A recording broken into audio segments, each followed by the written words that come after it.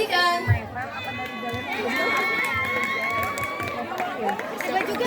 Yang sangat cerah, ada beberapa remaja yang sedang berkumpul di salah satu rumah mereka. Mereka semua sedang berbincang santai sambil memakan beberapa camilan yang disediakan sang tuan rumah. Salah satu dari mereka, Rangga, berkata, Bre, gue bosen deh. Kemarin gak bosen malah hiburan di rumah aja. Menurut lo gimana? Bosen nggak? pantai aja nggak sih? Guys, lo pada pernah ke Karangbolong nggak sih? Hah, Karangbolong apaan dah? Ya pantai, masa lo nggak tahu, Rang? Kayaknya nggak terlalu rame tempatnya. Boleh aja sih. Kapan, Bre? Lulus aja nggak sih? Boleh.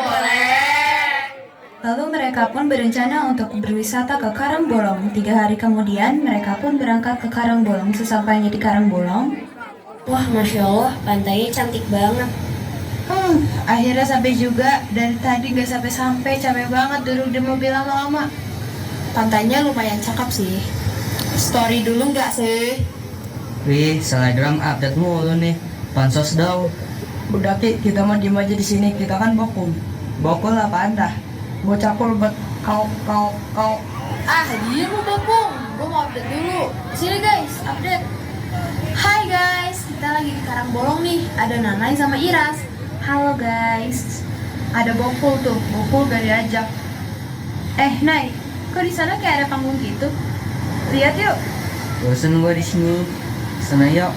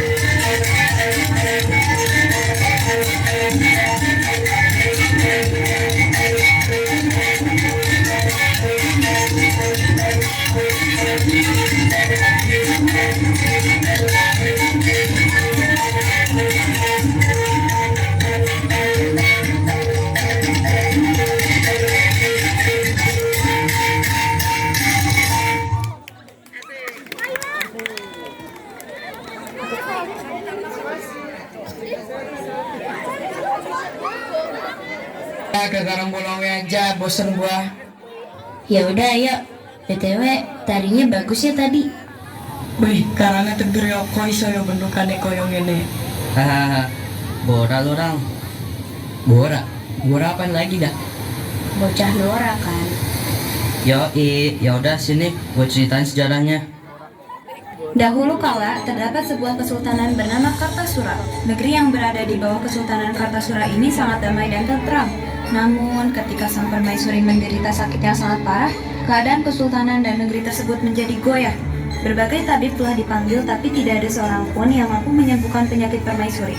Hari demi hari, keadaan sang permaisuri semakin buruk, membuat tubuhnya kurus kering dan hanya mampu berbaring tanpa berkata-kata. Pangeran pun menceritakan segala kemudahan hatinya kepada sang penasihat. Bibi penasihat, apa yang harus aku lakukan? Berbagai usaha telah kucoba, tetapi hasilnya tetap saja nihil. Baginda, hanya ada satu cara yang bisa dilakukan. Baginda harus banyak berdoa kepada Sang Maha Agung demi kesembuhan permaisuri. Baiklah Bibi, akan aku lakukan saran darimu. Terima kasih. Akhirnya pergilah Pangeran Kartasura ke sebuah tempat yang sangat sepi. Di sana sang pangeran bertapa memohon petunjuk demi kesembuhan permaisuri. Hingga pada suatu malam pangeran mendapat sebuah petunjuk. Ia mendengar suara gaib yang mengatakan, Pergilah ke pantai selatan dan ambillah bunga karang di salah satu gua yang terdapat di pantai itu. Itu akan menjadi obat yang akan menyembuhkan permaisuri. Setelah mendengar suara gaib itu, pangeran segera kembali ke kesultanan. Pangeran memanggil penasihatnya dan membicarakan petunjuk yang diterimanya selama bertapa. Wahai penasehatku, ada yang ingin kutanyakan padamu. Apakah itu yang mulia? Saat sedang bertapa, aku mendengar suara-suara gaib yang memerintahkanku untuk ke pantai selatan mengambil jamur karang. Akan tetapi, pantai selatan sangatlah luas. Karang-karang di sana juga sangat banyak. Menurut hamba, karang yang dimaksud adalah karang bolong. Di sana terdapat gua yang biasa ditumbuhi bunga karang. Mendengar hal tersebut, pangeran segera memanggil Adipati Surti untuk mengambil bunga karang yang dimaksud. Adipati Surti, kemarilah. Ada apa yang mulia? Aku perintahkan kau untuk mengambil jamur karang di salah satu gua di pantai selatan. Baiklah yang mulia, akan hamba lakukan. Hamba mohon pamit. Sanglar, kemarilah. Ada perihal apa wahai Adipati Surti? Kalian berdua, kuperintahkan untuk ikut denganku mengambil jamur karang di pantai selatan. Baiklah. Akhirnya Adipati Surti pun pergi ke pantai selatan ditemani dua pengikutnya, Sanglar dan Sanglur. Berhari-hari Adipati Surti bersama dua pengikutnya menempuh perjalanan yang cukup jauh, hingga akhirnya mereka tiba di Karangbolong. Adipati Surti kemudian bertapa di dalam gua memohon petunjuk, dan ia mendengar suara gaib seorang wanita mengatakan, Hentikan tapamu, aku akan menunjukkan letak bunga karang itu, tapi ada satu syarat yang harus kau penuhi. Kau harus bersedia menetap di pantai ini bersamaku. Ketika ia membuka matanya, di hadapannya ada seorang wanita cantik. Wanita itu bernama Suryawati. Ia adalah abdi ratu Laut Selatan Nyi Roro Kidul. Setelah berpikir, akhirnya Adipati Surti menyetujui syarat yang diajukan Suryawati. Baiklah, aku akan memenuhi syarat darimu untuk menetap di pantai ini bersamamu. Kemudian Suryawati mengulurkan tangannya untuk menunjukkan letak bunga karang itu tumbuh. Ketika menerima uluran tangan Suryawati, Adipati Surti merasa nuraninya terbawa, sedangkan jasadnya masih berada di tempat. Itulah bunga karang yang dapat menyembuhkan permaisuri. Jika diolah, akan menjadi obat yang sangat berkhasiat. Adipati Surti kemudian mengambil sarang burung walet tersebut dengan hati-hati. Ia mengambil cukup banyak untuk obat permaisuri. Setelah dirasa cukup, Adipati Surti kembali ke tempatnya bertapa. Setelah itu, Adipati Surti memanggil dua pengikutnya, Sanglar dan Sanglur, untuk kembali ke istana.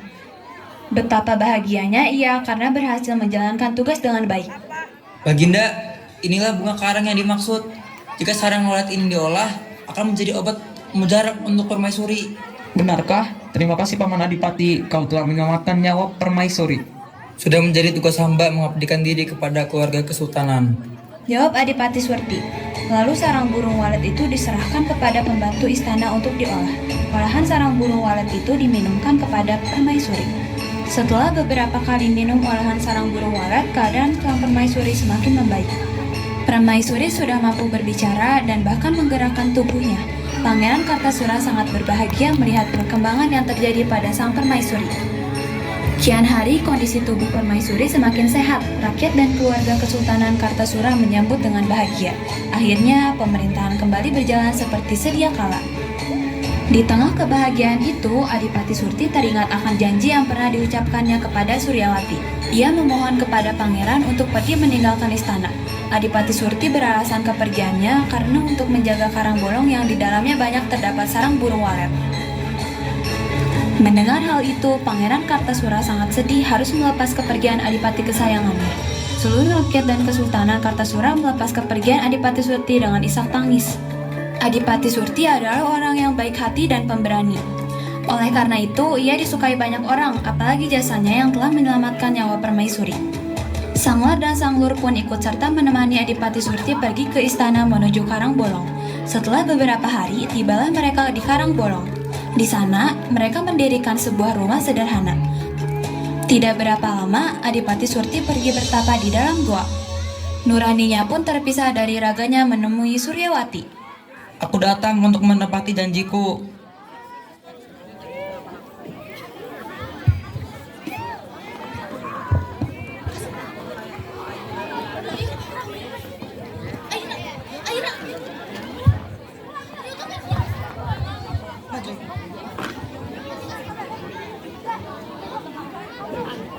Jadi Begitulah sejarah awal mulai Karang Bolong.